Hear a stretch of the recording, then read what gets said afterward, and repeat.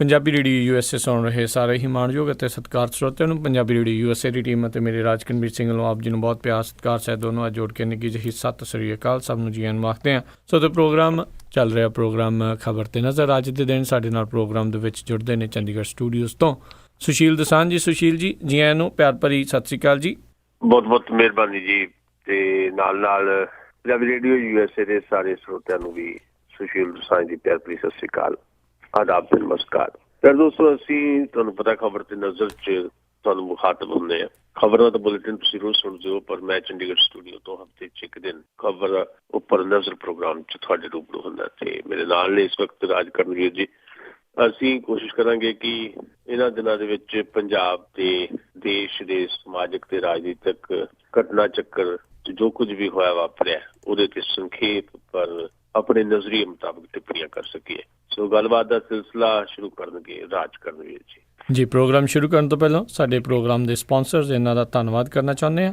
ਅੱਜ ਦੇ ਪ੍ਰੋਗਰਾਮ ਨੂੰ ਸਪਾਂਸਰ ਕਰਦੇ ਨੇ ਖਾਲਸਾ ਇੰਸ਼ੋਰੈਂਸ ਏਜੰਸੀ ਵਾਲੇ, ਜਿਨ੍ਹਾਂ ਦੇ ਕੋਲੋਂ ਹਰ ਤਰ੍ਹਾਂ ਦੀ ਇੰਸ਼ੋਰੈਂਸ ਕਰਵਾ ਸਕਦੇ ਹੋ। ਉਹਨਾਂ ਦਾ ਨੰਬਰ 4082722500 4082722500। ਇਸ ਦੇ ਨਾਲ ਨਾਲ ਬਲਦੇਵ ਸਿੰਘ ਧਾਲੀਵਾਲ, ਸਤਨਾਮ ਸਿੰਘ ਸ਼ੇਰਗਿੱਲ, ਗੁਰਦੀਪ ਸਿੰਘ ਵਿਰਦੀ, ਰਸ਼ਪਾਲ ਕੌਰ ਖੰਗੂੜਾ, ਸਰਬਜੀਤ ਸਿੰਘ ਸ਼ੋਕਰ, ਨਵਜੋਤ ਕੌਰ ਕਲੋਟੀ, ਸੁਰਿੰਦਰ ਕੌਰ ਧਾਮੀ ਅਤੇ ਸੋਢੀ ਸਿੰਘ ਜੀ, ਇਹਨਾਂ ਸਾਰਿਆਂ ਦਾ ਬਹੁਤ ਬਹੁਤ ਧੰਨਵਾਦ। ਜੇ ਤੁਸੀਂ ਜਾਂ ਕੋਈ ਹੋਰ ਕਾਰੋਬਾਰ ਵੀ ਇਸ ਪ੍ਰੋਗਰਾਮ ਨੂੰ ਸਪਾਂਸਰ ਕਰਨਾ ਚਾਹੁੰਦੇ ਹੋ, ਉਸ ਦੇ ਲਈ ਤੁਸੀਂ ਕਾਲ ਕਰ ਸਕਦੇ ਹੋ ਨੰਬਰ 4082722500 4082725200 ਦੇ ਉੱਤੇ। ਅਤੇ ਸੁਸ਼ੀਲ ਜੀ, ਆਪਣੀ ਗੱਲਬਾਤ ਦਾ ਸਿਲਸਿਲਾ ਜਿਹੜਾ ਸ਼ੁਰੂ ਕਰਦੇ ਹਾਂ ਬੋਹਰ ਕਾਂਡ ਨੂੰ ਲੈ ਕੇ, ਜਿਸ ਦੇ ਵਿੱਚ ਇੱਕ ਜਾਣੇ ਦੀ ਮੌਤ ਵੀ ਹੋ ਗਈ, ਹੱਥ ਪੈਰ ਵੱਢ ਹੋ ਗਏ। ਸ਼ਿਵ ਲਾਲ ਡੋਡਾ ਦਾ ਨਾਮ ਬਾਰ-ਬਾਰ ਆ ਰਿਹਾ, ਉਸ ਦੀ ਗ੍ਰਿਫਤਾਰੀ ਜਿਹੜੀ ਅਜੇ ਤੱਕ ਨਹੀਂ ਹੋ ਰਹੀ। ਹੁਣ ਸ਼ਿਵ ਲਾਲ ਡੋਡਾ, ਉਸ ਦਾ ਦੋਨੋਂ ਪਾਸੇ, ਦੋਨੋਂ ਜਿਹੜੀਆਂ ਪੰਜਾਬ ਦੀਆਂ ਪ੍ਰਮੁੱਖ ਸਿਆਸੀ ਪਾਰਟੀਆਂ ਆ, ਜਿਹੜੀ ਅਕਾਲੀ ਦਲ ਅਤੇ ਉਸ ਦੇ ਨਾਲ ਨਾਲ ਕਾਂਗਰਸ ਆ, ਉਹਦੇ ਪਾਸੇ ਜਿਹੜੇ ਆ ਉਸ ਦੇ ਰਿਸ਼ਤੇ ਨਾਤੇ ਇੱਕ ਹਿਸਾਬ ਦੇ ਨਾਲ ਜਿਹੜੇ ਨਜ਼ਰ ਆ ਰਹੇ ਆ। ਸੋ ਕੀ ਚੱਲ ਰਿਹਾ, ਕੀ ਲੇਟੈਸਟ ਅਪਡੇਟ ਆ? ਅਤੇ ਇੱਦਾਂ ਐਵੇਂ ਲੱਗ ਰਿਹਾ ਹੈ ਵੀ ਹੁਣ ਸੁਨੀਲ ਜਾਖੜ ਹੋਣੀ ਇਸ ਗੱਲ ਨੂੰ ਉਭਾਰ ਤਾਂ ਰਹੇ ਆ, ਪਰ ਨਾਲ ਦੇ ਨਾਲ ਇਹ ਅੰਦਰ ਖਾਤੇ ਕਾਂਗਰਸ ਦੇ ਵੀ ਕਿਤੇ ਪਰਦੇ ਨਾ ਖੋਲ੍ਹ ਦੇਵੇ, ਜਾਂ ਕਾਂਗਰਸ ਦੇ ਵਿੱਚ ਇਸ ਕਰਕੇ ਦੁਬਾਰਾ ਜਿਹੜੀ ਆ ਉਹ ਯੁੱਧ ਨਾ ਸ਼ੁਰੂ ਹੋ ਜਾਵੇ।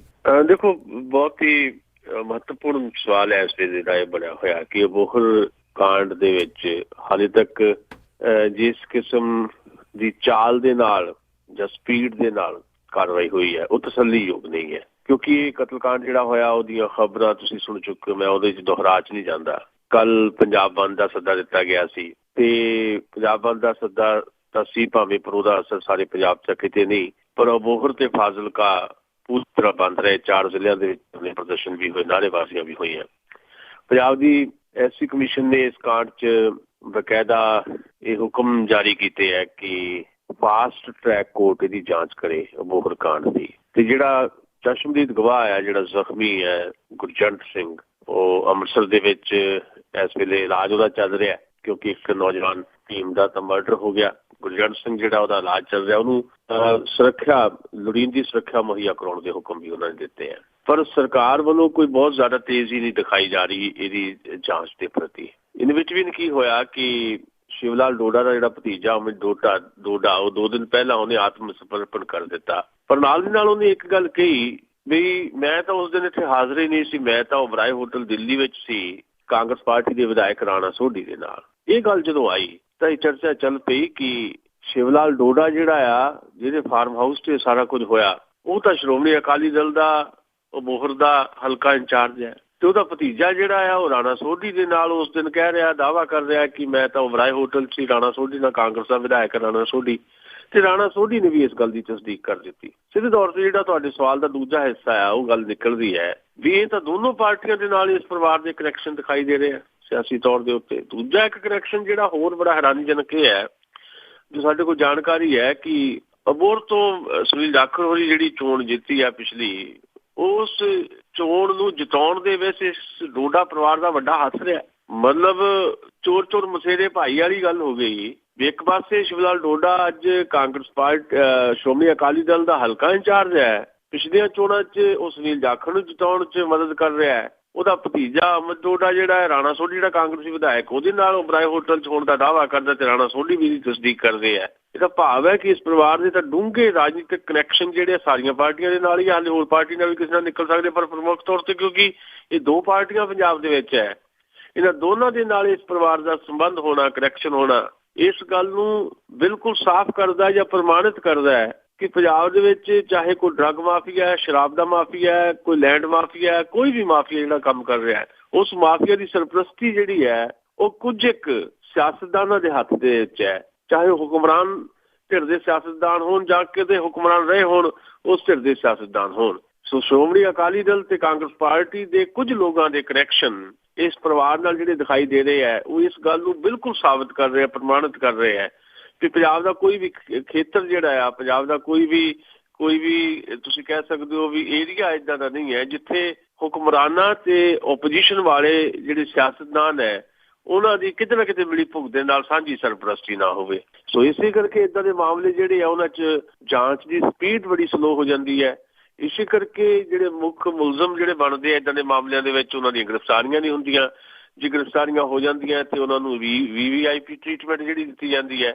ਜੇ ਹੌਲੀ ਹੌਲੀ ਜਾਂਚ ਬਿਠਾਉਣ ਦੇ ਨਾਂ ਦੇ ਉੱਤੇ ਜਾਂਚ ਕਮਿਸ਼ਨ ਬਿਠਾ ਦਿੱਤਾ, ਕੋਈ 3 ਮੈਂਬਰੀ ਜਾਂਚ ਬਿਠਾ ਦਿੱਤੀ ਤੇ ਉਹਦੇ ਨਾਂ ਦੇ ਉੱਤੇ ਹੌਲੀ ਹੌਲੀ ਇਹ ਮਾਮਲੇ ਜਿਹੜੇ ਆ ਉਹ ਡੱਬਾ ਬੰਦ ਕਰ ਦਿੱਤੇ ਜਾਂਦੇ ਆ ਤੇ 2-4 ਦਿਨ 5 ਦਿਨ ਹਫ਼ਤਾ 10 ਦਿਨ ਜਿਹੜਾ ਆ ਅਖਬਾਰਾਂ ਦੇ ਵਿੱਚ, ਮੀਡੀਆ ਦੇ ਵਿੱਚ ਚਰਚਾ ਤੋਂ ਬਾਅਦ ਇਹ ਸਾਰੀਆਂ ਚੀਜ਼ਾਂ ਜਿਹੜੀਆਂ ਹੌਲੀ ਹੌਲੀ ਖਤਮ ਹੁੰਦੀਆਂ ਚਲੀ ਜਾਂਦੀਆਂ ਤੇ ਫਿਰ ਪੀੜਤ ਧਿਰ ਦੇ ਜਿਹੜੇ ਲੋਕ ਹੈ ਉਹਨਾਂ ਦੇ ਨਾਲ ਅੰਦਰ ਖਾਤੇ ਸਮਝੌਤੇ ਕਰ ਲਏ ਜਾਂਦੇ ਆ, ਪੈਸਾ ਚੜਾ ਕੇ ਜਿਹੜਾ ਆ ਉਹ ਸਾਰੀਆਂ ਚੀਜ਼ਾਂ ਜਿਹੜੀਆਂ ਰੀਸੈਟ ਕਰ ਲਈਆਂ ਜਾਂਦੀਆਂ ਤੇ ਮਾਫੀਆ ਆਪਣਾ ਕੰਮ ਉਦਾਂ ਹੀ ਕਰਦਾ ਤੁਰਿਆ ਚਲਿਆ ਜਾਂਦਾ ਹੈ। ਇੱਕ ਗੱਲ ਜਿਹੜੀ ਮੈਂ ਬੇਸਿਕ ਇਹਦੇ 'ਚ ਕਰਨੀ ਚਾਹੁੰਦਾ, ਉਹ ਇਸ ਘਟਨਾ ਨਾਲ ਸੰਬੰਧਿਤ ਨਹੀਂ ਹੈ, ਪਰ ਇੱਦਾਂ ਦੀਆਂ ਬਾਕੀ ਘਟਨਾਵਾਂ ਉੱਤੇ ਵੀ ਉਹ ਲਾਗੂ ਹੁੰਦੀ ਹੈ ਜਿਹੜੀ ਮੈਂ ਪਹਿਲਾਂ ਸ਼ੁਰੂ 'ਚ ਕੀਤੀ ਹੈ ਮਾਫੀਆ ਦੀ ਜੀ, ਵੀ ਉਹਦੀ ਸਰਪ੍ਰਸਤੀ ਜਿਹੜੀ ਹੈ ਉਹ ਸਿਆਸਤਦਾਨਾਂ ਦੇ ਹੱਥ ਹੈ। ਉਹ ਬੇਸਿਕ ਗੱਲ ਇਹ ਹੈ ਕਰਪਸ਼ਨ ਦੇ ਇਸ਼ੂ ਦੇ ਉੱਤੇ ਵੀ ਕਿਸੇ ਵੀ ਕਿਸਮ ਦੀ ਕਰਪਸ਼ਨ ਜਿਹੜੀ ਹੈ, ਕਿਸੇ ਵੀ ਕਿਸਮ ਦੀ ਕਿਸੇ ਵੀ ਖੇਤਰ ਵਿੱਚ, ਉਸ ਕਰਪਸ਼ਨ ਦੀ ਜਿਹੜੀ ਜੜ ਹੈ ਜਾਂ ਉਸ ਕਰਪਸ਼ਨ ਦੀ ਜਿਹੜੀ ਮਾਂ ਆ ਜਾਂ ਬੇਸ ਹੈ ਉਹ ਪੋਲੀਟੀਕਲ ਕਰਪਸ਼ਨ ਹੁੰਦੀ ਹੈ ਜੀ। ਪੋਲੀਟੀਕਲ ਕਰਪਸ਼ਨ ਹੀ ਬਾਕੀ ਖੇਤਰਾਂ ਵਿੱਚ ਜਿਹੜੀ ਕਰਪਸ਼ਨ ਹੋ ਰਹੀ ਹੈ ਉਹਦੀ ਐਕਸਟੈਂਸ਼ਨ ਦਾ ਕਾਰਨ ਹੁੰਦੀ ਹੈ। ਤੇ ਮਾਫੀਆ ਵੀ ਜਿਹੜਾ ਜਿਸ ਤਰ੍ਹਾਂ ਕੰਮ ਕਰ ਰਿਹਾ ਵੱਖ-ਵੱਖ ਖੇਤਰਾਂ ਦੇ ਵਿੱਚ, ਉਸ ਮਾਫੀਆ ਦੀ ਵੀ ਸਿਆਸੀ ਸਰਪ੍ਰਸਤੀ ਜੇ ਨਾ ਹੋਵੇ ਤਾਂ ਉਹ ਮਾਫੀਆ ਰਨ ਨਹੀਂ ਕਰ ਸਕਦਾ। ਸੋ ਇਹ ਮਾਫੀਆ ਜਿਹੜਾ ਆ, ਸ਼ਰਾਬ ਦਾ ਮਾਫੀਆ, ਡਰੱਗ ਮਾਫੀਆ ਜਾਂ ਲੈਂਡ ਮਾਫੀਆ, ਇਹਦੇ ਪਿੱਛੇ ਜਿਹੜੀ ਸਰਕਾਰੀ ਸਰਪ੍ਰਸਤੀ ਹੈ, ਹੁਕੂਮਤੀ ਸਰਪ੍ਰਸਤੀ ਜਾਂ ਸਿਆਸੀ ਸਰਪ੍ਰਸਤੀ ਕੁੱਲ ਮਿਲਾ ਕੇ ਤੁਸੀਂ ਕਹਿ ਲਓ, ਉਹ ਸਿੱਧੇ ਤੌਰ ਤੇ ਜ਼ਿੰਮੇਵਾਰ ਹੈ। ਤੇ ਜਿੰਨੀ ਦੇਰ ਤੱਕ ਸਿਆਸੀ ਭ੍ਰਿਸ਼ਟਾਚਾਰ ਜਿਹੜੀ ਪੋਲੀਟੀਕਲ ਕਰਪਸ਼ਨ ਤੇ ਸਿਆਸੀ ਸਰਪ੍ਰਸਤੀ ਜਿਹੜੀ ਹੈ ਉਹ ਖਤਮ ਨਹੀਂ ਹੁੰਦੀ ਤੇ ਉਹਦਾ ਕਲਿੱਕ ਜਿਹੜਾ ਆ ਭ੍ਰਿਸ਼ਟ ਕਿਸਮ ਦੀ ਅਫਸਰਸ਼ਾਹੀ ਤੇ ਸੋਕਾਰ ਜਿਹੜੇ ਸਮਗਲਰ ਹੈ ਉਹਨਾਂ ਦਾ, ਤਿੰਨਾਂ ਦਾ ਜਿਹੜਾ ਕਲਿੱਕ ਹੈ, ਜਿੰਨੀ ਦੇਰ ਤੱਕ ਉਹ ਕਲਿੱਕ ਨਹੀਂ ਟੁੱਟਦਾ ਉਨੀ ਦੇਰ ਤੱਕ ਏਦਾਂ ਦੀਆਂ ਘਟਨਾਵਾਂ ਨੂੰ ਹੋਣ ਤੋਂ, ਵਾਪਰਨ ਤੋਂ ਕੋਈ ਰੋਕ ਨਹੀਂ ਸਕਦਾ। ਅਬੋਹਰ ਕਾਂਡ ਦੇ ਹਵਾਲੇ ਨਾਲ ਵੀ ਇਹ ਗੱਲ ਜਿਹੜੀ ਆ ਪ੍ਰਮਾਣਿਤ ਹੁੰਦੀ ਹੈ ਜੀ। ਜੀ ਅਗਲੀ ਜਿਹੜੀ ਆਪਾਂ ਗੱਲ ਕਰੀਏ, ਖਡੂਰ ਸਾਹਿਬ ਦੇ ਵਿੱਚ ਜਿਮਨੀ ਚੋਣ ਆ ਰਹੀ ਆ, ਸੰਗਤ ਦਰਸ਼ਨ ਉੱਥੇ ਜਿਹੜੇ ਆ ਵੱਡੇ ਬਾਦਲ ਹੁਣਾਂ ਦੁਆਰਾ ਜਿਹੜੇ ਕੀਤੇ ਜਾ ਰਹੇ ਆ ਤੇ ਹੁਣ ਇੱਦਾਂ ਲੱਗ ਰਿਹਾ ਵੀ 2017 ਦੀਆਂ ਚੋਣਾਂ ਦੀ ਜਿਹੜੀ ਕੈਂਪੇਨ ਆ, ਮੁਹਿੰਮ ਆ, ਉਹ ਗੁਰਦਾਸਪੁਰ ਜ਼ਿਲ੍ਹੇ ਤੋਂ ਜਿਹੜੇ ਪ੍ਰਕਾਸ਼ ਬਾਦਲ ਹੁਣੀ ਆ ਉਹ ਸ਼ੁਰੂ ਕਰਨ ਜਾ ਰਹੇ ਆ। ਉਹਨਾਂ ਨੇ ਸੰਗਤ ਦਰਸ਼ਨ ਗੁਰਦਾਸਪੁਰ ਜ਼ਿਲ੍ਹੇ ਦੇ ਵਿੱਚ ਕਰਨ ਦੇ ਫੈਸਲਾ ਕੀਤਾ ਆ। ਜਿੱਦਾਂ ਕਹਿ ਸਕਦੇ ਹਾਂ ਵੀ ਚਾਹੇ ਹੁਣ ਕਪਤਾਨ ਹੁਣੀ ਬਣ ਗਏ ਆ ਕਾਂਗਰਸ ਦੇ ਕਪਤਾਨ, ਤੇ ਪਰ ਜਿਨ੍ਹਾਂ ਦੀ ਕਪਤਾਨੀ ਤੋਂ ਪਾਰੀ ਲੱਥੀ ਆ ਪ੍ਰਤਾਪ ਬਾਜਵਾ ਹੁਣੀ, ਉਹ ਬਹੁਤੇ ਖੁਸ਼ ਤਾਂ ਨਹੀਂ, ਬਾਹਰੋਂ ਜ਼ਰੂਰ ਉਹ ਦਿਖਾ ਰਹੇ ਨੇ ਵੀ ਉਹਨਾਂ ਦੇ ਨਾਲ ਆ। ਸੋ ਉਹਨਾਂ ਨੂੰ ਜਿਹੜੇ ਪ੍ਰਕਾਸ਼ ਬਾਦਲ ਹੁਣਾਂ ਨੂੰ ਇੱਦਾਂ ਲੱਗ ਰਿਹਾ ਵੀ ਉੱਥੇ ਕਾਂਗਰਸ ਦਾ ਸਮਰਥਨ ਜਿਹੜਾ ਆ ਕੈਪਟਨ ਹੁਣਾਂ ਨੂੰ ਨਹੀਂ ਹੋਵੇਗਾ, ਤਾਂ ਕਰਕੇ ਜਿਹੜੀਆਂ ਜਲਦੀ ਵੋਟਾਂ ਜੁੜਦੀਆਂ ਆਪਣੇ ਨਾਲ ਜੋੜ ਲਈਏ। ਗੱਲ ਬੜੀ ਸਪਸ਼ਟ ਹੈ ਅੱਜ ਦੇ ਜਿਸ ਤਰ੍ਹਾਂ ਦੇ ਚੋਣ ਦੇ ਮਾਮਲੇ ਜੇ ਅਸੀਂ ਦੇਖਦੇ ਹੁਣ ਜਿਹੜੇ, ਕਿਉਂਕਿ ਸਾਡੀ ਜਿਹੜੀ ਟੋਟਲ ਪੋਲੀਟਿਕਸ ਆ ਚੋਣ ਆਧਾਰਿਤ ਹੋ ਗਈ ਹੈ, ਇਲੈਕਸ਼ਨ ਬੇਸਡ ਹੋ ਗਈ ਸਾਡੀ ਸਾਰੀ ਪੋਲੀਟਿਕਸ। ਅੱਛਾ, ਜਿਹਨਾਂ ਪਾਰਟੀਆਂ ਦੇ ਕੋਲ ਕਾਗਜ਼ੀ ਤੌਰ ਤੇ ਤਾਂ ਸਿਧਾਂਤ ਹੁੰਦੇ ਆ ਪਰ ਅਮਲੀ ਰੂਪ ਦੇ ਵਿੱਚ ਉਹ ਸਿਧਾਂਤਾਂ ਤੇ ਅਮਲ ਨਹੀਂ ਕਰਦੀਆਂ, ਉਹਨਾਂ ਪਾਰਟੀਆਂ ਵਾਸਤੇ ਜਿਹੜੇ ਉਹਨਾਂ ਦੇ ਸਿਆਸੀ ਦ੍ਰਿਸ਼ਟੀਕੋਣ ਹੈ ਉਹ ਕਾਗਜ਼ਾਂ ਦੇ ਵਿੱਚ ਬਹੁਤ ਹੀ ਵਧੀਆ ਰਹਿੰਦੇ ਆ, ਪਰ ਪ੍ਰੈਕਟੀਕਲੀ ਉਹ ਸਿਰਫ ਇਲੈਕਟਰਲ ਜਿਹੜੀ ਪੋਲੀਟਿਕਸ ਹੈਗੀ ਆ, ਚੋਣ ਸਿਆਸਤ ਜਿਹੜੀ ਆ ਉਹਦੇ ਤੇ ਹੀ ਡਿਪੈਂਡ ਕਰਨ ਲੱਗ ਪੈਂਦੇ ਆ। ਜਦੋਂ ਫਿਰ ਇੱਦਾਂ ਹੁੰਦੀ ਹੈ ਤੇ ਫਿਰ ਜਦੋਂ ਸਿਧਾਂਤ ਹੀ ਤੁਹਾਡੇ ਕੋਲ ਨਾ ਹੋਵੇ ਕਿਸੇ ਕਿਸਮ ਦਾ ਪ੍ਰੈਕਟੀਕਲੀ, ਤਾਂ ਫਿਰ ਤੁਸੀਂ ਕੁਝ ਵੀ ਜਿਹੜਾ ਆ ਉਹ ਪੋਸੀਬਲ ਹੈ ਇੱਦਾਂ ਦੀ ਪੋਲੀਟਿਕਸ ਦੇ ਵਿੱਚ। ਇਸੇ ਕਰਕੇ ਅਸੀਂ ਕੁਰਸੀ ਦਾ ਸੰਘਰਸ਼ ਦੇਖਦੇ ਹਾਂ। ਸੱਤਾ ਦਾ ਸੰਘਰਸ਼ ਇੱਕ ਤਾਂ ਹੁੰਦਾ ਜਿਹੜਾ ਵਿਰੋਧੀਆਂ ਦੇ ਨਾਲ ਲੜਿਆ ਜਾਂਦਾ, ਇੱਕ ਪਾਰਟੀਆਂ ਦੇ ਅੰਦਰ ਇੱਕ ਸੱਤਾ ਦਾ ਸੰਘਰਸ਼ ਹੁੰਦਾ। ਕੁਰਸੀ ਦਾ ਸੰਘਰਸ਼ ਜਿਹਨੂੰ ਤੁਸੀਂ ਕਹਿ ਸਕਦੇ ਹੋ, ਕਾਂਗਰਸ ਪਾਰਟੀ ਲੰਮੇ ਸਮੇਂ ਤੋਂ ਜੀ, ਤੇ ਉਹਦਾ ਸਿੱਟਾ ਇਹ ਨਿਕਲਿਆ ਕਿ ਅਲਟੀਮੇਟਲੀ ਕੈਪਟਨ ਅਮਰਿੰਦਰ ਸਿੰਘ ਜਿਹੜੇ ਉਹਨਾਂ ਨੂੰ ਪ੍ਰਧਾਨਗੀ ਸੌਂਪਣੀ ਪਈ 100 ਤਰ੍ਹਾਂ ਦੇ ਵਿਰੋਧ ਹੋਣ ਦੇ ਬਾਵਜੂਦ ਵੀ।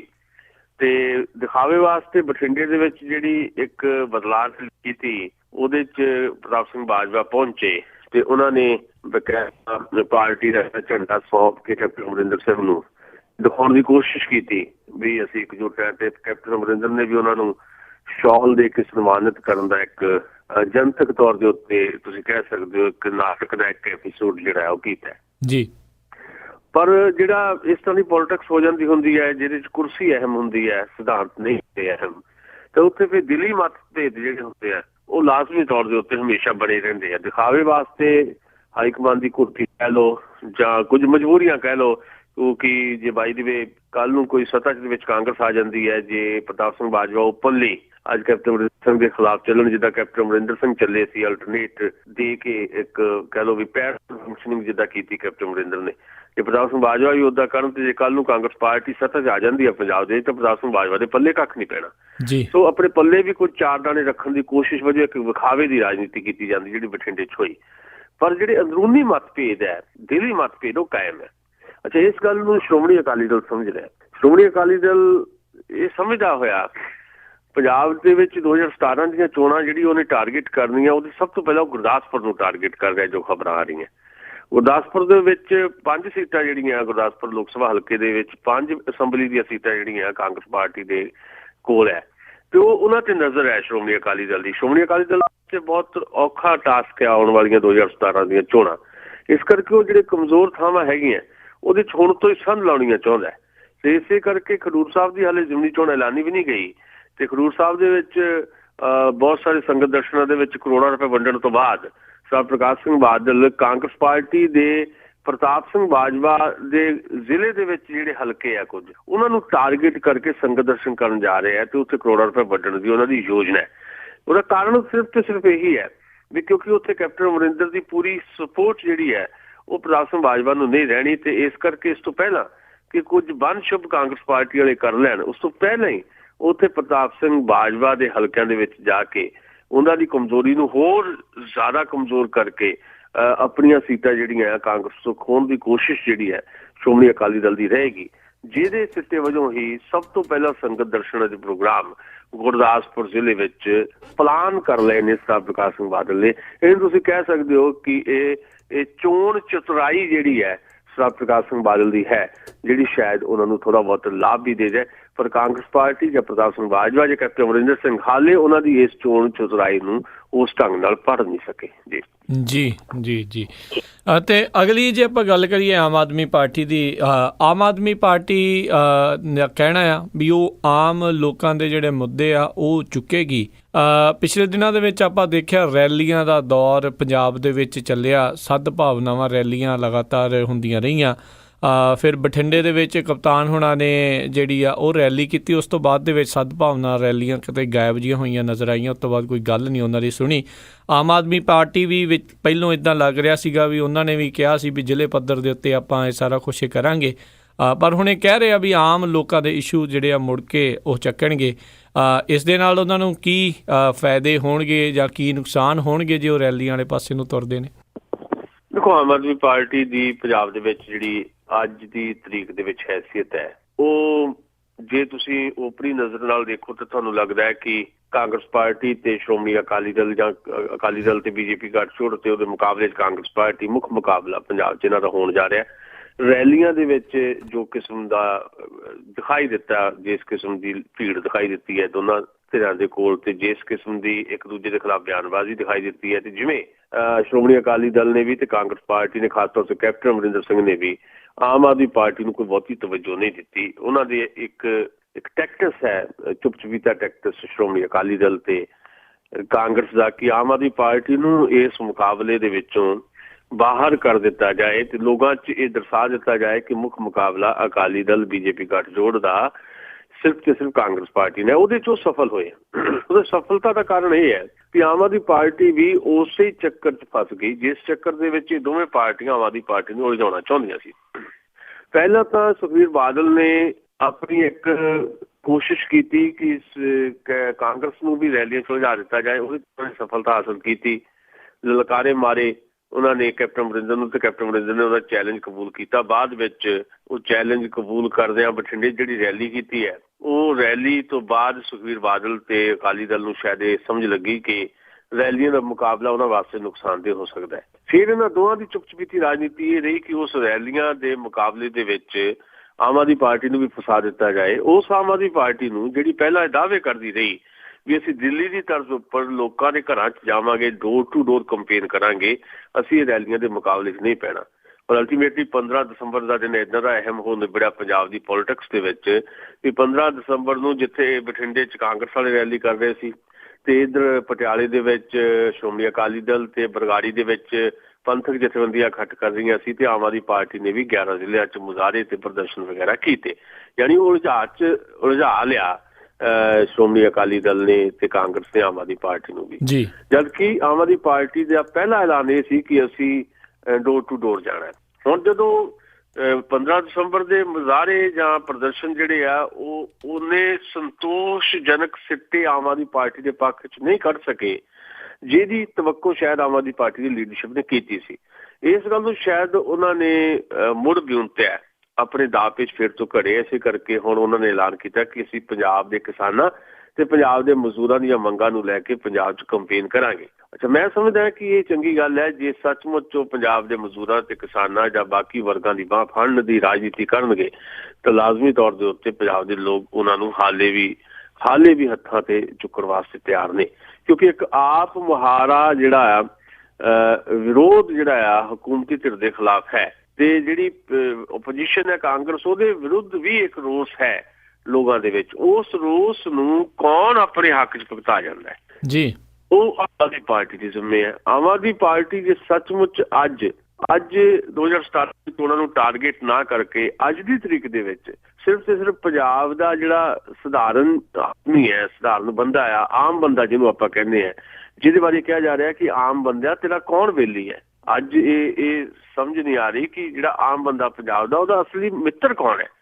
ਜਦੋਂ ਇਹ ਸਿਚੁਏਸ਼ਨ ਬਣੀ ਹੋਈ ਹੈ ਉਦੋਂ ਆਮ ਆਦਮੀ ਪਾਰਟੀ ਆਮ ਬੰਦੇ ਦੀ ਬੇਲੀ ਬਣ ਕੇ, ਆਮ ਬੰਦੇ ਦੀ ਮਿੱਤਰ ਬਣ ਕੇ, ਆਮ ਬੰਦੇ ਦੀ ਬਾਂਹ ਫੜ ਕੇ ਮੈਦਾਨ 'ਚ ਨਿਤਰੇ। ਟਾਰਗੇਟ 2017 ਅਚੇਤ ਵਿੱਚ ਭਾਵੇਂ ਰਹੇ, ਸੁਚੇਤ ਤੌਰ ਤੇ 2017 ਦੀ ਜੋ ਗੱਲ ਨਾ ਕਰੇ। ਲੜਾਈ ਦੇ ਦੋ ਤਰੀਕੇ ਹੁੰਦੇ ਆ ਖਾਸ ਤੌਰ ਤੇ ਸਿਆਸੀ ਪਾਰਟੀਆਂ ਵਾਸਤੇ। ਇੱਕ ਹੁੰਦਾ ਪਾਰਲੀਮਾਨੀ ਸੰਘਰਸ਼ ਤੇ ਇੱਕ ਹੁੰਦਾ ਐਕਸਟਰਾ ਪਾਰਲੀਮਾਨੀ ਸੰਘਰਸ਼। ਪਾਰਲੀਮਾਨੀ ਸੰਘਰਸ਼ ਜਿਹੜਾ ਹੁੰਦਾ ਪਾਰਲੀਮੈਂਟ ਦੇ ਅੰਦਰ ਜਾਂ ਵਿਧਾਨ ਸਭਾ ਦੇ ਅੰਦਰ ਜਿਹੜਾ ਆ ਉਹ ਲੜਿਆ ਜਾਂਦਾ ਹੈ, ਮੁੱਦਿਆਂ ਦੇ ਉੱਤੇ ਰਾਜਨੀਤੀ ਕੀਤੀ ਜਾਂਦੀ ਹੈ। ਆਮ ਆਦਮੀ ਪਾਰਟੀ ਦੇ 4 MP ਆ, 4 ਦੇ ਵਿੱਚ 2 MP ਜਿਹੜੇ ਆ ਉਹ ਹਾਲੇ ਵੀ ਬਾਗੀ ਸੁਰਾਂ ਦੇ ਵਿੱਚ ਬੋਲਦੇ ਆ। 2 MP ਹੈਗੇ ਆ ਜਿਹੜੇ ਆਮ ਆਦਮੀ ਪਾਰਟੀ ਦੇ ਮੁੱਦਿਆਂ ਨੂੰ ਆਪਣੇ ਤਰੀਕੇ ਨਾਲ ਪਾਰਲੀਮੈਂਟ 'ਚ ਰੱਖਦੇ ਆ। ਇਹ ਜ਼ਰੂਰੀ ਵੀ ਹੈ। ਪਾਰਲੀਮੈਂਟੀ ਸੰਘਰਸ਼ ਨੂੰ ਅਸੀਂ ਕਹਿੰਦੇ ਹਾਂ ਵੀ ਪਾਰਲੀਮੈਂਟ ਦੇ ਅੰਦਰ ਜਾਂ ਵਿਧਾਨ ਸਭਾਵਾਂ ਦੇ ਅੰਦਰ ਜਿਹੜੀ ਆਪਣੀ ਗੱਲ ਰੱਖਣੀ। ਪਰ ਸਭ ਤੋਂ ਜ਼ਿਆਦਾ ਜ਼ਰੂਰੀ ਹੈ ਐਕਸਟਰਾ ਪਾਰਲੀਮੈਂਟੀ ਸੰਘਰਸ਼। ਪਾਰਲੀਮੈਂਟ ਤੋਂ ਬਾਹਰ ਤੁਸੀਂ ਲੋਕਾਂ ਦੇ ਨਾਲ ਕਿਸ ਕਿਸਮ ਦੇ ਨਾਲ ਆਪਣੇ ਜਿਹੜੇ ਲੋਕਾਂ ਦੇ ਹਿੱਤ ਉਹਦੇ ਨਾਲ ਆਪਣੇ ਆਪ ਨੂੰ ਜੋੜ ਦਿਓ, ਯਾਨੀ ਲੋਕ ਅੰਦੋਲਨ ਦੇ ਵਿੱਚ ਤੁਹਾਡੀ ਕੀ ਭੂਮਿਕਾ ਹੈ, ਇਹ ਸਭ ਤੋਂ ਜ਼ਿਆਦਾ ਇੰਪੋਰਟੈਂਟ ਹੈ। ਇਹਦੇ ਤੋਂ ਖੁੰਝ ਗਈ ਆਮ ਆਦਮੀ ਪਾਰਟੀ ਪਿਛਲੇ ਦਿਨਾਂ ਦੇ ਵਿੱਚ। ਜੇ ਇਹ ਜਿੱਥੋਂ ਖੁੰਝੀ ਆ ਉੱਥੇ ਵਾਪਸ ਆ ਜਾਏ, ਆਮ ਆਦਮੀ ਪਾਰਟੀ ਮੁੜ ਕੇ ਉਸ ਥਾਂ ਤੇ ਆਵੇ ਜਿਸ ਥਾਂ ਤੋਂ ਤੁਰੀ ਸੀ, ਜਿੱਥੋਂ ਉਹਨੇ ਕਿਹਾ ਸੀ ਕਿ ਸਾਡੀ ਲੜਾਈ ਆਮ ਬੰਦੇ ਦੀ ਮੁਕਤੀ ਦੀ ਲੜਾਈ ਹੈ। ਸਾਡੀ ਲੜਾਈ ਜਿਹੜੀ ਆ ਸੀਟਾਂ ਹਾਸਲ ਕਰਕੇ ਸੱਤਾ ਹਾਸਲ ਕਰਨਾ ਨਹੀਂ ਹੈ। ਜੇ ਕੇਵਲ ਸੱਤਾ ਹਾਸਲ ਕਰਨ ਦਾ ਟਾਰਗੇਟ ਫਿਕਸ ਕਰ ਲਿਆ ਆਮ ਆਦਮੀ ਪਾਰਟੀ ਨੇ ਤਾਂ ਫਿਰ ਇੱਕ ਅੱਧੀ ਵਾਰੀ ਸੱਤਾ ਹਾਸਲ ਕਰ ਸਕਦੇ ਹੋ, ਨੋ ਡਾਊਟ। ਪਰ ਉਹਦੀ ਬਹੁਤ ਜ਼ਿਆਦਾ ਤੁਸੀਂ ਕਹਿ ਸਕਦੇ ਹੋ ਕਿ ਲਗਾਤਾਰਤਾ ਨਹੀਂ ਬਣੀ ਰਹਿ ਸਕਦੀ। ਉਹ ਇੱਕ ਟੈਂਪਰੇਰੀ ਫੇਸ ਹੋਵੇਗਾ। ਸੋ ਟੈਂਪਰੇਰੀ ਫੇਸ ਤੋਂ ਬਾਹਰ ਨਿਕਲ ਕੇ ਜ਼ਰੂਰਤ ਇਸ ਗੱਲ ਦੀ ਹੈ ਕਿ ਆਮ ਆਦਮੀ ਪਾਰਟੀ ਪੰਜਾਬ ਦੇ ਆਮ ਬੰਦੇ ਦੀ ਬਾਂਹ ਫੜੇ। ਪੰਜਾਬ ਦੇ ਆਮ ਬੰਦੇ ਦੀ ਬਾਂਹ ਫੜਨ ਦੀ ਰਾਜਨੀਤੀ ਪੰਜਾਬ 'ਚ ਕੋਈ ਨਹੀਂ ਕਰ ਰਿਹਾ ਜੀ। ਰਾਜਨੀਤੀ ਹੋ ਰਹੀ ਹੈ ਆਮ ਬੰਦੇ ਦੀ ਬਾਂਹ ਮਰੋੜਨ ਦੀ। ਜੇ ਆਮ ਬੰਦੇ ਦੀ ਬਾਂਹ ਫੜਨ ਦੀ ਰਾਜਨੀਤੀ ਕਰ ਲਵੇ ਆਮ ਆਦਮੀ ਪਾਰਟੀ ਸਹੀ ਅਰਥਾਂ ਦੇ ਵਿੱਚ ਜ਼ਮੀਨੀ ਪੱਧਰ ਦੇ ਉੱਤੇ, ਤਾਂ ਪੰਜਾਬ 'ਚ ਸਿਆਸੀ ਤੌਰ ਦੇ ਉੱਤੇ ਸਭ ਤੋਂ ਜ਼ਿਆਦਾ ਮਕਬੂਲੀਅਤ ਤੇ ਸਭ ਤੋਂ ਜ਼ਿਆਦਾ ਲੋਕਾਂ ਦਾ ਸਮਰਥਨ ਉਹਨਾਂ ਨੂੰ ਮਿਲਣ ਦੀ ਉਮੀਦ ਹਾਲੇ ਵੀ ਪਾਲੀ ਜਾ ਸਕਦੀ ਹੈ ਜੀ। ਅਤੇ ਅਗਲੀ ਜਿਹੜੀ ਆਪਾਂ ਇਹ ਗੱਲ ਕਰੀਏ ਨਿਰਭਇਆ ਕਾਂਡ ਜਿਹੜਾ ਹੋਇਆ ਉਸ ਨੂੰ ਲੈ ਕੇ ਇਹ ਜਿਹੜਾ ਹੁਣ ਇੱਕ ਜੁਵਨਲ ਵਾਲਾ ਜਿਹੜਾ ਬਿੱਲ ਆ ਉਹ ਪਾਸ ਕੀਤਾ ਗਿਆ ਵੀ ਜਿਹੜਾ 16 ਸਾਲ ਦਾ ਵੀ ਹੋਵੇਗਾ ਉਸ ਨੂੰ ਇੱਕ ਅਡਲਟ ਦੇ ਤੌਰ ਦੇ ਉੱਤੇ ਜਿਹੜਾ ਉਸ ਦਾ ਕੇਸ ਜਿਹੜਾ ਉਹ ਚੱਲੇਗਾ। ਇਹ ਕਾਫੀ ਚਿਰ ਤੋਂ ਇਹ ਬਿੱਲ ਜਿਹੜਾ ਹੈ ਉਹ ਲਟਕਿਆ ਹੋਇਆ ਸੀਗਾ ਤੇ ਆਖਿਰਕਾਰ ਇਹ ਪਾਸ ਹੋਇਆ, ਪਰ ਏਡੇ ਵੱਡੇ ਕੇਸ ਦੇ ਵਿੱਚ ਜਿਹੜਾ ਮੁੱਖ ਦੋਸ਼ੀ ਆ ਉਹ ਬਰੀ ਹੋ ਗਿਆ। ਦੇਖੋ, ਕਾਨੂੰਨ ਆਪਣੇ ਤਰੀਕੇ ਨਾਲ ਕੰਮ ਕਰਦਾ। ਸਾਡੇ ਭਾਰਤੀ ਕਾਨੂੰਨ ਦੀ ਇੱਕ ਤੁਸੀਂ ਕਹਿ ਸਕਦੇ ਹੋ ਸੀਮਾ ਹੈ ਵੀ ਐਵੀਡੈਂਸ ਦੇ ਆਧਾਰ ਤੇ ਖੜਾ। ਤੇ ਦੂਜੀ ਗੱਲ, ਕਾਨੂੰਨ ਬਣਾਉਣੇ ਉਹ ਪਾਰਲੀਮੈਂਟ ਦਾ ਕੰਮ ਹੈ। ਪਾਰਲੀਮੈਂਟ ਇੰਨੇ ਲੰਬੇ ਸਮੇਂ ਤੋਂ ਚੱਲ ਨਹੀਂ ਸੀ ਰਹੀ। ਦੋ ਗੱਲਾਂ ਇਹਦੇ ਵਿੱਚ, ਨੰਬਰ ਇੱਕ ਤਾਂ ਪਰਸੋਂ ਜਿਹੜਾ ਸੁਪਰੀਮ ਕੋਰਟ ਨੇ ਆਪਣੀ ਡਾਇਰੈਕਸ਼ਨ ਦਿੱਤੀ ਸੀ ਕਿ ਉਹ ਕਿਸੇ ਵੀ ਕੀਮਤ ਦੇ ਉੱਤੇ ਉਹ ਜਿਹੜਾ ਨਾਬਾਲਗ ਦੋਸ਼ੀ ਸੀ ਉਹਦੀ ਰਿਹਾਈ ਦੇ ਉੱਤੇ ਰੋਕ ਨਹੀਂ ਲਾ ਸਕਦੇ, ਕਿਉਂਕਿ ਸਾਡੇ ਹੱਥ ਵੱਜੇ ਹੋਏ ਆ। ਸੁਪਰੀਮ ਕੋਰਟ ਨੇ ਸਾਫ਼ ਕਿਹਾ ਵੀ ਇਹ ਕੰਮ ਤਾਂ ਸਰਕਾਰ ਦਾ, ਸਰਕਾਰ ਕਾਨੂੰਨ ਬਣਾਵੇ। ਸਰਕਾਰ ਉੱਤੇ ਪਾਰਲੀਮੈਂਟ ਜਾਂ ਵਿਰੋਧੀ ਧਿਰ ਵਾਲੇ ਇੱਕ ਕਹਿ ਲਓ ਵੀ ਇੱਕ ਤਮਾਸ਼ਾ ਕਰ ਰਹੇ ਸੀ, ਉੱਥੇ ਨੌਟੰਕੀ ਚੱਲ ਰਹੀ ਸੀ ਪਾਰਲੀਮੈਂਟ ਦੇ ਵਿੱਚ। ਪਾਰਲੀਮੈਂਟ ਚੱਲ ਨਹੀਂ ਰਿਹਾ। ਹੁਣ 2 ਦਿਨ ਰਹਿ ਗਏ ਵਿੰਟਰ ਸੈਸ਼ਨ ਦੇ, ਤੇ ਫਿਰ ਹੁਣ ਜਦੋਂ ਮੀਡੀਆ ਦਾ ਪ੍ਰੈਸ਼ਰ ਪਿਆ ਇਸ ਮੁੱਦੇ ਦੇ ਉੱਤੇ ਬਹੁਤ ਜ਼ਿਆਦਾ ਚਰਚਾ ਹੋ ਗਈ। ਤੇ ਉਹ ਬੱਚੀ ਜਿਹੜੀ ਨਿਰਭੈ, ਜਿਹੜਾ ਅਸਲੀ ਨਾਂ ਜੋਤੀ ਸੀ, ਉਹਦੇ ਮਾਤਾ ਪਿਤਾ ਨੇ ਵੀ ਏਦਾਂ ਦੀ ਗੱਲ ਕਹੀ ਕਿ ਚੰਗਾ ਹੋਇਆ ਸਾਡੀ ਧੀ ਮਰ ਗਈ, ਨਹੀਂ ਤਾਂ ਅਸੀਂ ਅੱਜ ਉਹਨੂੰ ਆਪਣਾ ਮੂੰਹ ਨਹੀਂ ਸੀ ਦਿਖਾ ਸਕਦੇ, ਕਿਉਂਕਿ ਦੋਸ਼ੀ ਜਿਹੜਾ ਆ ਉਹਨੂੰ ਰਿਹਾ ਕਰ ਦਿੱਤਾ ਗਿਆ। ਪਰ ਕਾਨੂੰਨ ਦੇ ਹੱਥ ਵੱਜੇ ਹੋਏ ਸੀ। ਕਾਨੂੰਨ ਨੇ ਦੱਸ ਦਿੱਤਾ ਕਿ ਮੇਰੇ ਕੋਲ ਤਾਕਤ ਨਹੀਂ ਹੈ, ਇਹ ਤਾਕਤ ਹੈ ਪਾਰਲੀਮੈਂਟ ਦੇ ਕੋਲ। ਪਰ ਲੋਕ ਸਭਾ ਦੇ ਵਿੱਚ ਇਹ ਬਿੱਲ ਪਾਸ ਹੋ ਚੁੱਕਾ ਸੀ। ਜਿਹੜਾ ਬਿੱਲ ਅਸੀਂ ਕਹਿ ਰਹੇ ਹਾਂ ਜਿਹੜਾ ਹੁਣ ਪਾਸ ਕੀਤਾ ਗਿਆ, ਇਹ 16 ਸਾਲ ਦੇ ਜਿਹੜੇ ਲੋਕ ਨੇ ਉਹਨਾਂ ਨੂੰ ਵੀ ਬਾਲਗਾਂ ਵਾਂਗ ਹੀ ਕਾਨੂੰਨਨ ਤਰੀਕੇ ਦੇ ਨਾਲ ਡੀਲ ਕੀਤਾ ਜਾਏਗਾ। ਵੱਖਰੀ ਗੱਲ ਹੈ ਕਿ ਫਾਂਸੀ ਜਾਂ ਉਮਰ ਕੈਦ ਦੀ ਸਜ਼ਾ ਉਹਨਾਂ ਨੂੰ ਨਹੀਂ ਦਿੱਤੀ ਜਾਏਗੀ। ਇਹ ਬਿੱਲ ਲੋਕ ਸਭਾ 'ਚ ਪਾਸ ਸੀ, ਰਾਜ ਸਭਾ 'ਚ ਹੋਇਆ ਸੀ। ਕਾਰਨ ਉਹਦੇ ਰਹੇ ਵੀ 17-18 ਬਿੱਲ ਜਿਹੜੇ ਪੈਂਡਿੰਗ ਪਏ ਆ ਰਾਜ ਸਭਾ ਦੇ ਵਿੱਚ। GST ਬਿੱਲ ਉਹਦੇ 'ਚ ਇੰਪੋਰਟੈਂਟ ਹੈ। ਬਹੁਤੀ ਗੱਲ GST ਬਿੱਲ ਦੇ ਉੱਤੇ ਚੱਲਦੀ ਰਹੀ। ਉਹ GST ਬਿੱਲ ਵੀ ਫਲੋਰ ਤੇ ਨਹੀਂ ਆ ਸਕਿਆ ਕਿਉਂਕਿ ਵਿੰਟਰ ਸੈਸ਼ਨ ਤਾਂ ਚੱਲਿਆ ਹੀ ਨਹੀਂ। ਹੁਣ ਜਦੋਂ ਮੀਡੀਆ ਦਾ ਪ੍ਰੈਸ਼ਰ ਪਿਆ ਤੇ ਵਿੰਟਰ ਸੈਸ਼ਨ ਚੱਲਿਆ ਇੱਕ ਦਿਨ ਪਹਿਲਾਂ, ਤੇ ਉਹਦੇ 'ਚ ਫਿਰ ਇਹ ਗੱਲ ਆਈ ਵੀ ਕਿਉਂ ਨਾ ਇਹਦੇ ਤੇ ਕਾਨੂੰਨ ਜਿਹੜਾ ਉਹਨੂੰ ਰੀਥਿੰਕ ਕੀਤਾ ਜਾਏ। ਤੇ ਪੋਲੀਟੀਕਲ ਪਾਰਟੀਆਂ ਨੇ ਕੁਝ ਪ੍ਰੋਮਿਸਿਸ ਵੀ ਕੀਤੇ ਹੋਏ ਸੀ ਤੇ ਅਲਟੀਮੇਟਲੀ ਥੋੜੇ ਬਹੁਤ ਵੱਖਰੇ ਮਤਭੇਦ ਹੋਣ ਦੇ ਬਾਵਜੂਦ ਵੀ ਇਹ ਬਿੱਲ ਨੂੰ ਪਾਸ ਕੀਤਾ ਗਿਆ। ਹੁਣ ਜ਼ਰੂਰਤ ਸੀ ਇਸ ਬਿੱਲ ਨੂੰ ਬਦਲਣ ਦੀ, ਕਿਉਂਕਿ ਜਿਹੜਾ ਪਹਿਲਾ ਕਾਨੂੰਨ ਚੱਲ ਰਿਹਾ ਹੈ 18 ਸਾਲ ਤੋਂ ਘੱਟ ਉਮਰ ਦੇ ਜਿਹੜੇ ਅਪਰਾਧੀ ਉਹਨੂੰ ਜ਼ਿਆਦਾ ਤੋਂ ਜ਼ਿਆਦਾ 3 ਸਾਲ ਜਿਹੜਾ ਹੈ ਉਹ ਜੇਲ੍ਹ 'ਚ ਵੀ ਨਹੀਂ, ਸੁਧਾਰ ਘਰ 'ਚ ਭੇਜਿਆ ਜਾਣਾ ਸੀ ਜਿੱਦਾਂ ਇਸ ਦੋਸ਼ੀ ਨੂੰ ਭੇਜਿਆ ਗਿਆ। ਫਿਰ ਉਹਨੇ ਚਾਹੇ ਰੇਪ ਕੀਤਾ ਹੋਵੇ ਜਾਂ ਕਤਲ ਕੀਤਾ ਹੋਵੇ ਜਾਂ ਅਗਵਾ ਦਾ ਕੇਸ ਹੋਵੇ, ਜੇਲ੍ਹ ਨਹੀਂ ਸੀ ਉਹਨੂੰ ਭੇਜ ਸਕਦੇ। ਤੇ ਇਹਦਾ ਲਾਭ ਨਿਰਭੈ ਦੇ ਕੇਸ ਦੇ ਵਿੱਚ ਜਿਹੜਾ ਉਹ ਨਾਬਾਲਗ ਅਪਰਾਧੀ ਉਹਨੂੰ ਮਿਲਿਆ। ਜਦਕਿ ਸਭ ਤੋਂ ਜ਼ਿਆਦਾ ਬਲਾਤਕਾਰ ਜਦੋਂ ਹੋਇਆ ਇਸ ਬੱਚੀ ਦੇ ਨਾਲ, ਸਭ ਤੋਂ ਜ਼ਿਆਦਾ ਹਿੰਸਕ ਇਹ ਬੰਦਾ ਸੀ ਜਿਹਨੂੰ ਨਾਬਾਲਗ ਕਹਿ ਕੇ ਛੱਡ ਦਿੱਤਾ ਗਿਆ ਕਿਸਮ ਦਾ।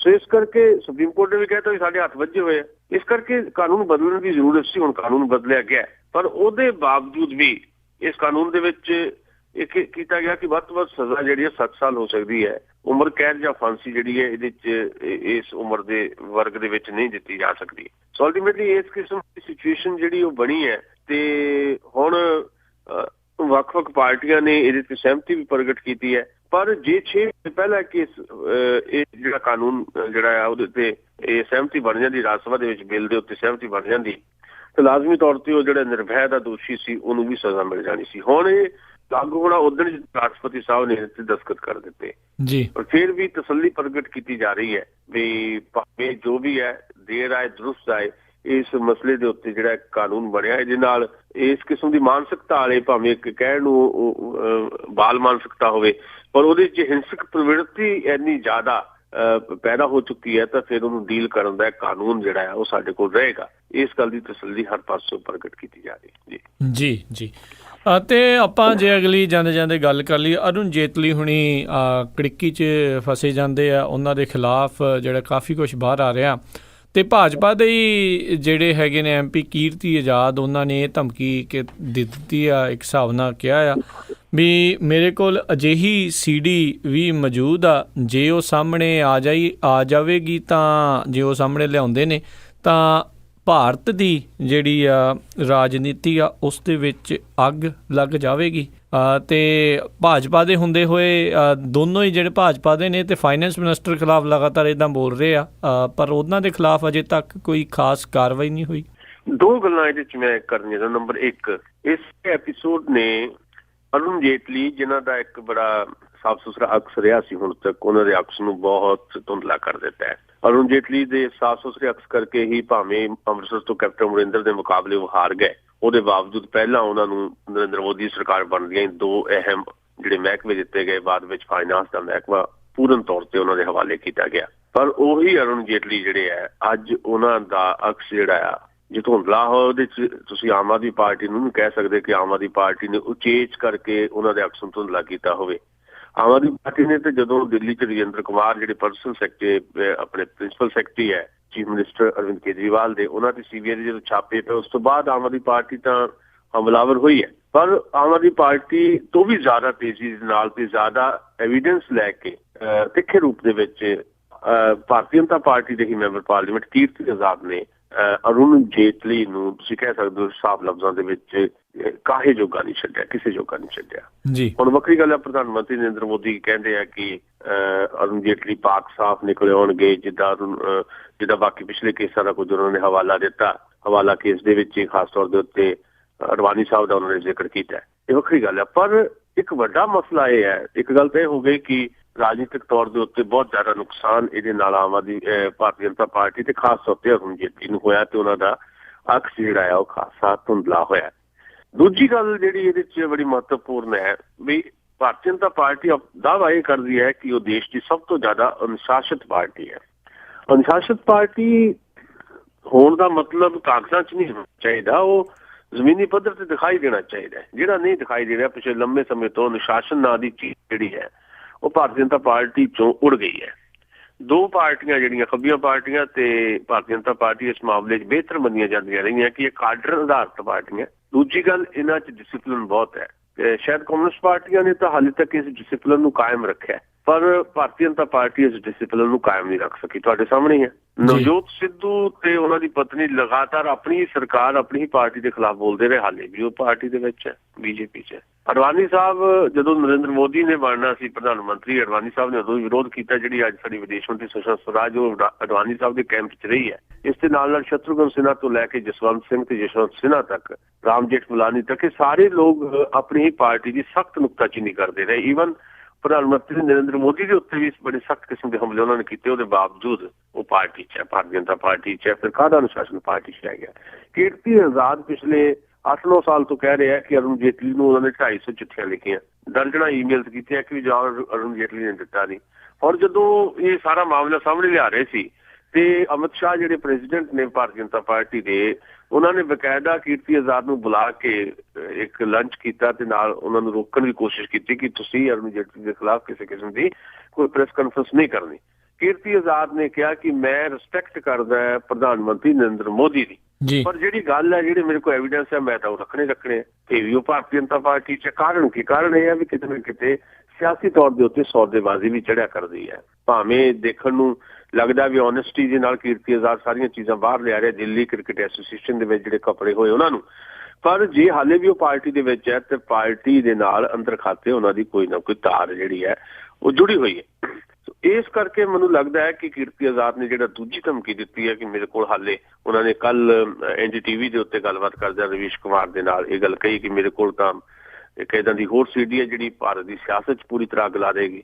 ਇਹ ਸ਼ਾਇਦ ਇੱਕ ਕਿਤੇ ਨਾ ਕਿਤੇ ਮਿੱਠੀ ਜਿਹੀ ਧਮਕੀ ਹੈ ਆਪਣੀ ਹੀ ਪਾਰਟੀ ਨੂੰ ਕਿ ਜਾਂ ਤਾਂ ਥਾਂ ਸਿਰ ਉਹਨਾਂ ਨੂੰ ਕਿਸੇ ਤਰੀਕੇ ਦੇ ਨਾਲ ਐਡਜਸਟ ਕਰ ਲਿਆ ਜਾਏ, ਨਹੀਂ ਤਾਂ ਫਿਰ ਉਹ ਬਾਕੀ ਪੋਲ ਜਿਹੜੀ ਆ ਖੋਲ ਦੇਣਗੇ। ਅਲਟੀਮੇਟਲੀ ਇਹ ਭਾਰਤ ਦੀ ਡਿੱਗਦੀ ਹੋਈ, ਨਿੱਘਰਦੀ ਹੋਈ ਪੋਲਿਟਿਕਸ ਦਾ ਪ੍ਰਤੀਕ ਹੈ ਅੱਜ ਦੀ ਇਹ ਸਾਰੀ ਸਿਚੁਏਸ਼ਨ। ਜੀ ਬਿਲਕੁਲ।